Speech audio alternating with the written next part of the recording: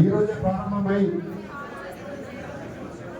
రానున్న రోజుల్లో తెలంగాణ స్థాయిలో మంచి గుర్తింపు తెచ్చుకునే విధంగా మనమందరం కలిసికట్టుగా ఈ సంఘంలో పదవి ఉన్నా లేకున్నా ఈ సంఘం మనందరిది, మనమంతా ఈ సంఘం కోసం బలోపేతమై ముందుకు సాగాలని చెప్పేసి కోరుతా ఉన్నాం. దేవేందర్ రెడ్డి గారి నాయకత్వంలో వాళ్ళు అధ్యక్షులుగా ఉన్నారు. అదేవిధంగా శ్రీరన్న గారు కూడా ముందుకు తీసుకోవడానికి మొట్టమొదటిసారిగా మాట్లాడారు. ఈ సంఘం భవనం కోసం ఒక 10 గుంటల భూమిని ఎక్కడైనా మనము తీసుకోవడానికి ముందుకు వెళ్ళదాం. అప్పుడు సంఘ భవనం ఏర్పరచుకోవడానికి ఇక్కడ మన బొమ్మకాలకు సంబంధించినటువంటి మన సర్పంచ్ గారు శ్రీరన్న గారు ఉన్నారు. వారి ఆధీనంలో చాలా భూములు ఉంటాయి కాబట్టి ప్రభుత్వం తరఫున వారు ఒక 10 గుంటల భూమిని ఈ సంఘానికి ఇప్పిస్తారని చెప్పేసి ఆశిస్తా ఉన్నాం. ఎందుకంటే వారు ఏ సంఘం పోయి అడిగినా కూడా కాదనకుండా సరే మన 10 గుంటల గుంటూరు గుంటలో తప్పకుండా వారు ఇస్తా ఉన్నారు. కాబట్టి వారు ఈ సభా వేదికపై ఉన్నారు కాబట్టి వాళ్ళని మేము అడుగుతా ఉన్నాం. అదే దేవేందర్ అన్న, అదే శ్రీరన్న గారు కూడా ముందుకు వెళ్ళి మీ వెంట మేము ఉంటామన్నా, ఈ సంఘం ముందుకు తీసుకుపోయే దిశగా మీరంతా ముందుకు నడవాలని చెప్పి కోరుతా ఉన్నాం. మేము ఫ్రెండ్స్ కల్చరల్ అకాడమీ గత 98లో కళాకారులు ఏర్పరుచుకున్నప్పుడు మా యొక్క గురువు గారు కోడూరు రవీందర్ గారు వాళ్ళు చనిపోయినారు. వారు నిజంగా వాస్తవంగా మా గురువుగా ఉన్నారు కోడూరు రవీందర్ గారు.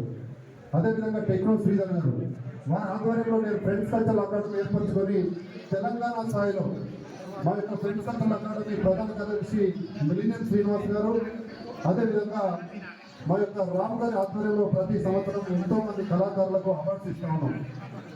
ఇప్పుడు కూడా మా వేదిక ద్వారా మా సంఘం నుండి ప్రతి కళాకారుని కూడా తెలంగాణ స్థాయిలో కానీ షార్ట్ ఫిల్మ్లో ప్రావీణ్యంలో ఉన్న వారికి కూడా మేము అవార్డ్స్ ఇవ్వడానికి మా సంఘం ఆగస్టు 1 సండే ఫ్రెండ్షిప్ డే రోజు ఫ్రెండ్స్ కల్చర్ అక్కడ ఏర్పడింది కాబట్టి తప్పకుండా కళాకారులకు మా సంఘం నుంచి అవార్డ్స్ ఇస్తాం. అదేవిధంగా రజా గారు పిలవగానే మేము ఇక్కడికి వచ్చినాం.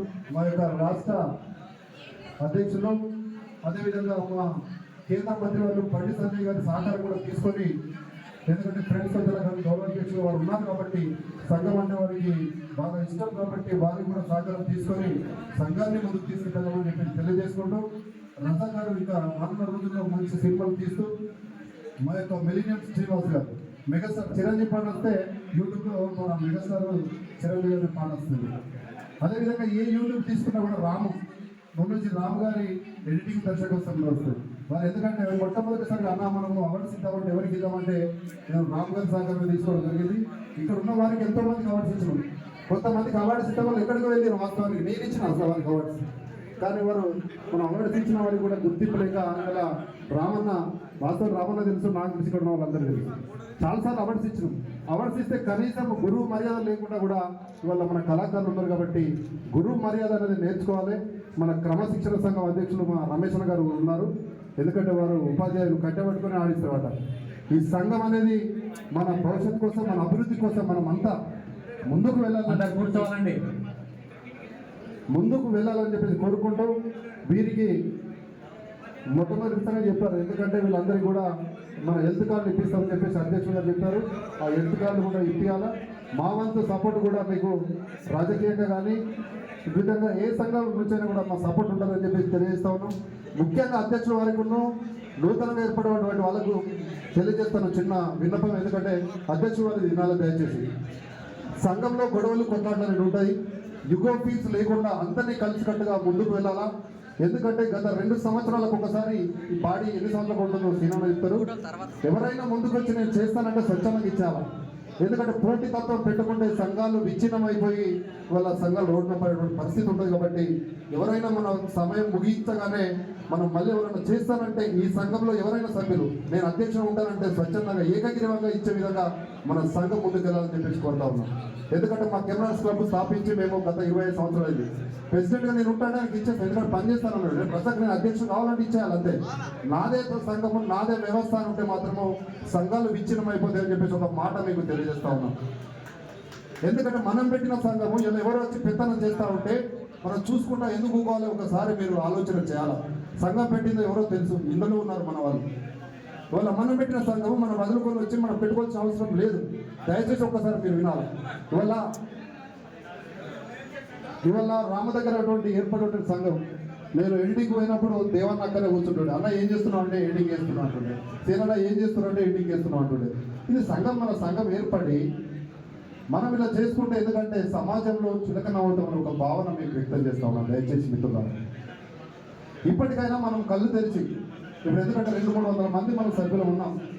ఈ సభ్యుల్లో దేవన్న కానీ, సీనన్న కానీ, రజక్ కానీ, ఉన్నటువంటి మెయిన్ పార్టీస్కి రమేష్ అన్న కానీ, ఇక్కడ ఉన్న వాళ్ళు ఎందుకంటే అందరూ, ఎందుకంటే ప్రభుత్వ ఉద్యోగులు, వారికి నెలకు 1,00,000 జీతం వస్తాయి. ఎందుకంటే డబ్బులు ఆశించరు వాళ్ళు.